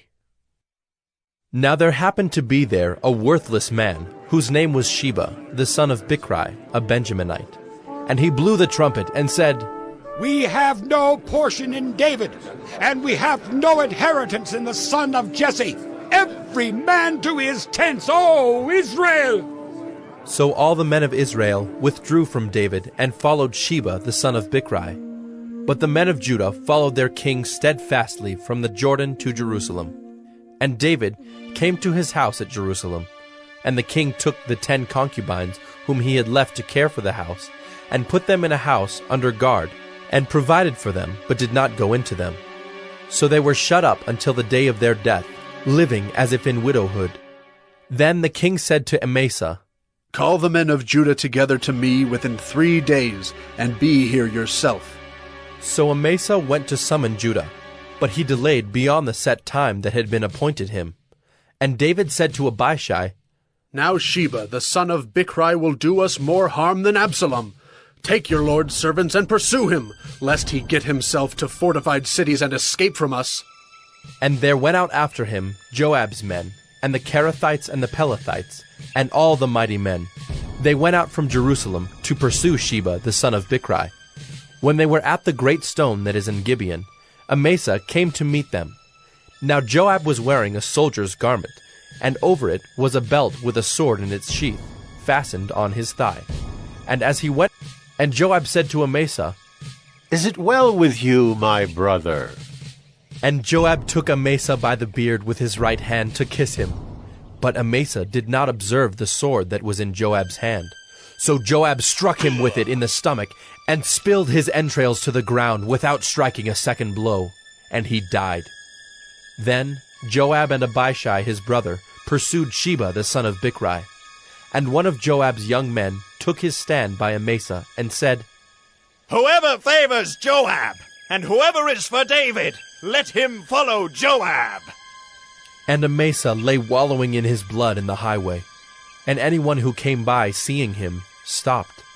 And when the man saw that all the people stopped, he carried Amasa out of the highway into the field and threw a garment over him. When he was taken out of the highway, all the people went on after Joab to pursue Sheba the son of Bichri. And Sheba passed through all the tribes of Israel to Abel of Bethmaachah, and all the Bichrites assembled and followed him in.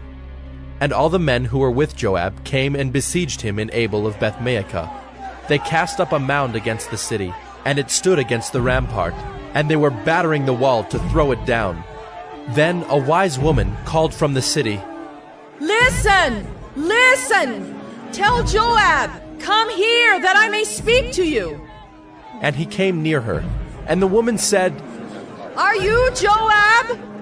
He answered, I am. Then she said to him, Listen to the words of your servant. And he answered, I am listening. Then she said, They used to say in former times, Let them but ask counsel at Abel. And so they settled a matter. I am one of those who are peaceable and faithful in Israel. You seek to destroy a city that is a mother in Israel. Why will you swallow up the heritage of the Lord? Joab answered, Far be it from me, far be it that I should swallow up or destroy. That is not true. But a man of the hill country of Ephraim, called Sheba the son of Bichri, has lifted up his hand against King David. Give up him alone, and I will withdraw from the city. And the woman said to Joab, Behold, his head shall be thrown to you over the wall. Then the woman went to all the people in her wisdom, and they cut off the head of Sheba the son of Bichri, and threw it out to Joab. So he blew the trumpet, and they dispersed from the city, every man to his home. And Joab returned to Jerusalem to the king. Now Joab was in command of all the army of Israel, and Benaiah the son of Jehoiada was in command of the Kerethites and the Pelethites, and Adoram was in charge of the forced labor, and Jehoshaphat the son of Ahilud was the recorder, and Sheva was secretary, and Zadok and Abiathar were priests, and Ira the Jairite was also David's priest. 2 Samuel 21. Now there was a famine in the days of David for 3 years, year after year. And David sought the face of the Lord. And the Lord said, There is blood guilt on Saul and on his house, because he put the Gibeonites to death. So the king called the Gibeonites and spoke to them. Now the Gibeonites were not of the people of Israel, but of the remnant of the Amorites. Although the people of Israel had sworn to spare them, Saul had sought to strike them down in his zeal for the people of Israel and Judah. And David said to the Gibeonites, What shall I do for you, and how shall I make atonement, that you may bless the heritage of the Lord? The Gibeonites said to him, It is not a matter of silver or gold between us and Saul or his house. Neither is it for us to put any man to death in Israel.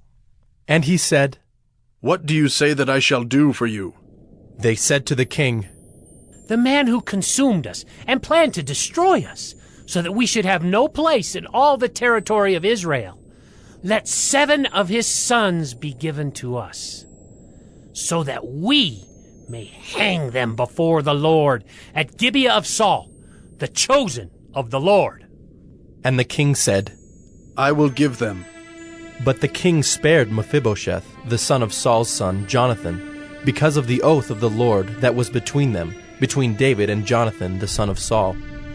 The king took the 2 sons of Rizpah, the daughter of Aiah, whom she bore to Saul, Armoni and Mephibosheth, and the 5 sons of Merab, the daughter of Saul, whom she bore to Adriel, the son of Barzillai the Maholathite. And he gave them into the hands of the Gibeonites, and they hanged them on the mountain before the Lord, and the 7 of them perished together. They were put to death in the first days of harvest, at the beginning of barley harvest. Then Rizpah, the daughter of Aiah, took sackcloth and spread it for herself on the rock, from the beginning of harvest until rain fell upon them from the heavens. And she did not allow the birds of the air to come upon them by day, or the beasts of the field by night. When David was told what Rizpah, the daughter of Aiah, the concubine of Saul, had done, David went and took the bones of Saul and the bones of his son Jonathan from the men of Jabesh-Gilead, who had stolen them from the public square of Bethshan, where the Philistines had hanged them, on the day the Philistines killed Saul on Gilboa. And he brought up from there the bones of Saul and the bones of his son Jonathan, and they gathered the bones of those who were hanged. And they buried the bones of Saul and his son Jonathan in the land of Benjamin in Zelah, in the tomb of Kish his father. And they did all that the king commanded. And after that, God responded to the plea for the land. There was war again between the Philistines and Israel, and David went down together with his servants, and they fought against the Philistines. And David grew weary. And Ishbi-Benob, one of the descendants of the giants, whose spear weighed 300 shekels of bronze, and who was armed with a new sword, thought to kill David. But Abishai, the son of Zeruiah, came to his aid, and attacked the Philistine, and killed him. Then David's men swore to him, You shall no longer go out with us to battle, lest you quench the lamp of Israel. After this, there was again war with the Philistines at Gob. Then Sibbecai, the Hushathite, struck down Saph, who was one of the descendants of the giants. And there was again war with the Philistines at Gob, and Elhanan, the son of Jaare-Oregim, the Bethlehemite, struck down Goliath the Gittite, the shaft of whose spear was like a weaver's beam. And there was again war at Gath, where there was a man of great stature, who had 6 fingers on each hand and 6 toes on each foot, 24 in number. And he also was descended from the giants. And when he taunted Israel, Jonathan, the son of Shimei, David's brother, struck him down. These 4 were descended from the giants in Gath, and they fell by the hand of David and by the hand of his servants. The torrents of destruction assailed me. The coal entangled me. The snares of death confronted me. In my distress I called upon the Lord. To my God I called. From his temple he heard my voice, and my cry came to his ears. Then the earth reeled and rocked. The foundations of the heavens trembled and quaked, because he was angry. Smoke went up from his nostrils, and devouring fire from his mouth. Glowing coals flamed forth from him. He bowed the heavens and came down. Thick darkness was under his feet. He rode on a cherub and flew. He was seen on the wings of the wind.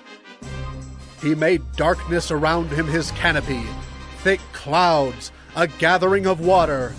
Out of the brightness before him coals of fire flamed forth. The Lord thundered from heaven, and the Most High uttered his voice. And he sent out arrows and scattered them, lightning and routed them. Then the channels of the sea were seen, the foundations of the world were laid bare, at the rebuke of the Lord, at the blast of the breath of his nostrils. He sent from on high, he took me, he drew me out of many waters. He rescued me from my strong enemy, from those who hated me, for they were too mighty for me. They confronted me in the day of my calamity, but the Lord was my support. He brought me out into a broad place. He rescued me, because he delighted in me. The Lord dealt with me according to my righteousness. According to the cleanness of my hands he rewarded me. For I have kept the ways of the Lord, and have not wickedly departed from my God. For all his rules were before me, and from his statutes I did not turn aside. I was blameless before him, and I kept myself from guilt. And the Lord has rewarded me according to my righteousness, according to my cleanness in his sight. With the merciful you show yourself merciful. With the blameless man you show yourself blameless. With the purified you deal purely, and with the crooked you make yourself seem tortuous. You save a humble people, but your eyes are on the haughty to bring them down. For you are my lamp, O Lord, and my God lightens my darkness. For by you I can run against a troop, and by my God I can leap over a wall. This God, his way is perfect. The word of the Lord proves true. He is a shield for all those who take refuge in him. For who is God but the Lord? And who is a rock except our God? This God is my strong refuge, and has made my way blameless. He made my feet like the feet of a deer, and set me secure on the heights. He trains my hands for war, so that my arms can bend a bow of bronze. You have given me the shield of your salvation, and your gentleness made me great. You gave a wide place for my steps under me, and my feet did not slip. I pursued my enemies and destroyed them, and did not turn back until they were consumed. I consumed them. I thrust them through so that they did not rise. They fell under my feet. For you equipped me with strength for the battle. You made those who rise against me sink under me. You made my enemies turn their backs to me, those who hated me, and I destroyed them.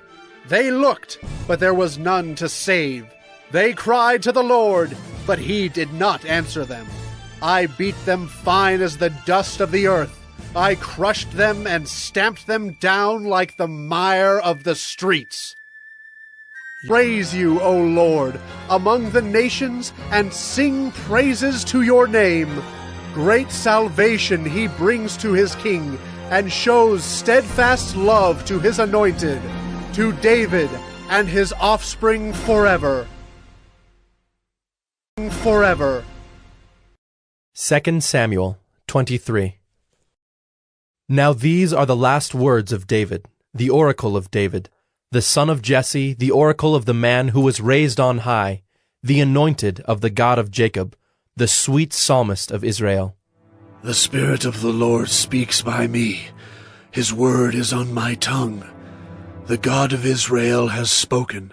The Rock of Israel has said to me, when one rules justly over men, ruling in the fear of God, he dawns on them like the morning light, like the sun shining forth on a cloudless morning, like rain that makes grass to sprout from the earth. For does not my house stand so with God? For he has made with me an everlasting covenant, ordered in all things and secure. For will he not cause to prosper all my help and my desire? But worthless men are all like thorns that are thrown away, for they cannot be taken with the hand. But the man who touches them arms himself with iron and the shaft of a spear, and they are utterly consumed with fire. These are the names of the mighty men whom David had. Mephibosheth, a Tekemonite. He was chief of the 3. He wielded his spear against 800 whom he killed at one time. And next to him, among the 3 mighty men, was Eleazar, the son of Dodo, son of Ahohi. He was with David when they defied the Philistines who were gathered there for battle, and the men of Israel withdrew. He rose and struck down the Philistines until his hand was weary, and his hand clung to the sword. And the Lord brought about a great victory that day, and the men returned after him, only to strip the slain. And next to him was Shammah, the son of Agi, the Hararite. The Philistines gathered together at Lehi, where there was a plot of ground full of lentils, and the men fled from the Philistines. But he took his stand in the midst of the plot, and defended it, and struck down the Philistines, and the Lord worked a great victory. And 3 of the 30 chief men went down and came about harvest time to David at the cave of Adullam, when a band of Philistines was encamped in the valley of Rephaim. David was then in the stronghold, and the garrison of the Philistines was then at Bethlehem. And David said longingly, "Oh, that someone would give me water to drink from the well of Bethlehem that is by the gate." Then the 3 mighty men broke through the camp of the Philistines, and drew water out of the well of Bethlehem that was by the gate, and carried and brought it to David. But he would not drink of it. He poured it out to the Lord, and said, "Far be it from me, O Lord, that I should do this. Shall I drink the blood of the men who went at the risk of their lives?" Therefore he would not drink it. These things the 3 mighty men did. Now Abishai, the brother of Joab, the son of Zeruiah, was chief of the 30. And he wielded his spear against 300 men, and killed them, and won a name beside the 3. He was the most renowned of the 30, and became their commander, but he did not attain to the 3. And Benaiah, the son of Jehoiada, was a valiant man of Kabzeel, a doer of great deeds. He struck down 2 Ariels of Moab. He also went down and struck down a lion in a pit on a day when snow had fallen. And he struck down an Egyptian, a handsome man. The Egyptian had a spear in his hand, but Benaiah went down to him with a staff, and snatched the spear out of the Egyptian's hand, and killed him with his own spear. These things did Benaiah, the son of Jehoiada, and won a name beside the 3 mighty men. He was renowned among the 30, but he did not attain to the 3. And David set him over his bodyguard. Asahel, the brother of Joab, was one of the 30. Elhanan, the son of Dodo of Bethlehem, Shammah of Harod, Elika of Harod, Helez the Paltite, Ira the son of Ikish of Tekoa, Abiezer of Anathoth, Mebunai the Hushathite, Zalmon the Ahohite, Maharai of Netophah, Heleb the son of Baanah of Netophah, Ittai the son of Ribai of Gibeah of the people of Benjamin, Benaiah of Pirathon, Hiddai of the brooks of Gaash, Abi Albon the Arbathite, Asmaveth of Bahiram, Eliabah the Shaalbonite, the sons of Jashan, Jonathan, Shammah the Hararite, Ahiam the son of Sherar the Hararite, Eliphalet the son of Ahashbai of Maacah, Eliam the son of Ahithophel of Gilo, Hezro of Carmel, Pearai the Arbite, Igal the son of Nathan of Zobah, Bani the Gadite, Zelek the Ammonite, Naharai of Beeroth, the armor-bearer of Joab, the son of Zeruiah, Ira the Ithrite, Gareb the Ithrite, Uriah the Hittite, 37 in all.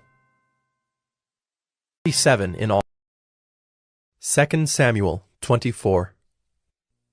Again the anger of the Lord was kindled against Israel, and he incited David against them, saying, Go, number Israel and Judah. So the king said to Joab, the commander of the army who was with him, Go through all the tribes of Israel, from Dan to Beersheba, and number the people, that I may know the number of the people. But Joab said to the king, May the Lord your God add to the people 100 times as many as they are, while the eyes of my lord the king still see it. But why does my lord the king delight in this thing? But the king's word prevailed against Joab and the commanders of the army. So Joab and the commanders of the army went out from the presence of the king to number the people of Israel. They crossed the Jordan and began from Aroer, and from the city that is in the middle of the valley, toward Gad, and on to Jazer. Then they came to Gilead and to Kadesh in the land of the Hittites. And they came to Dan, and from Dan they went around to Sidon, and came to the fortress of Tyre, and to all the cities of the Hivites and Canaanites. And they went out to the Negeb of Judah at Beersheba. So when they had gone through all the land, they came to Jerusalem at the end of 9 months and 20 days. And Joab gave the sum of the numbering of the people to the king. In Israel there were 800,000 valiant men who drew the sword, and the men of Judah were 500,000. But David's heart struck him after he had numbered the people. And David said to the Lord, I have sinned greatly in what I have done.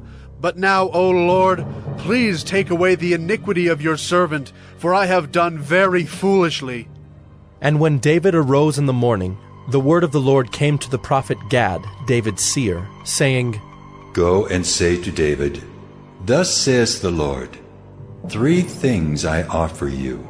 Choose one of them that I may do it to you. So Gad came to David and told him, and said to him, Shall 3 years of famine come to you in your land? Or will you flee 3 months before your foes while they pursue you? Or shall there be 3 days' pestilence in your land?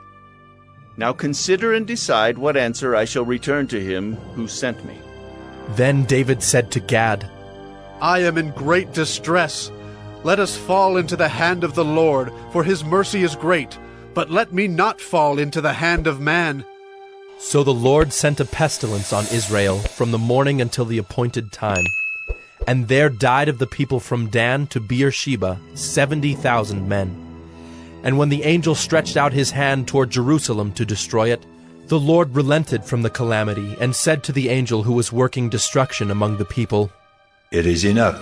Now stay your hand. And the angel of the Lord was by the threshing floor of Araunah the Jebusite. Then David spoke to the Lord when he saw the angel who was striking the people, and said, Behold, I have sinned, and I have done wickedly. But these sheep, what have they done?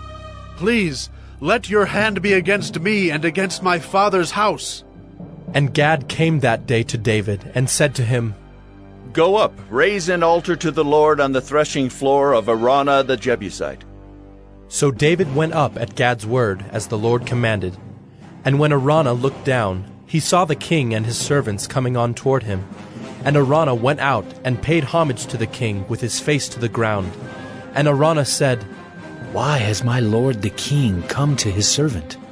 David said, To buy the threshing floor from you, in order to build an altar to the Lord, that the plague may be averted from the people. Then Araunah said to David, Let my lord the king take and offer up what seems good to him. Here are the oxen for the burnt offering and the threshing sledges, and the yokes of the oxen for the wood. All this, O king Araunah, gives to the king. And Araunah said to the king, May the Lord your God accept you. But the king said to Araunah, No, but I will buy it from you for a price. I will not offer burnt offerings to the Lord my God that cost me nothing. So David bought the threshing floor and the oxen for 50 shekels of silver. And David built there an altar to the Lord, and offered burnt offerings and peace offerings. So the Lord responded to the plea for the land, and the plague was averted from Israel.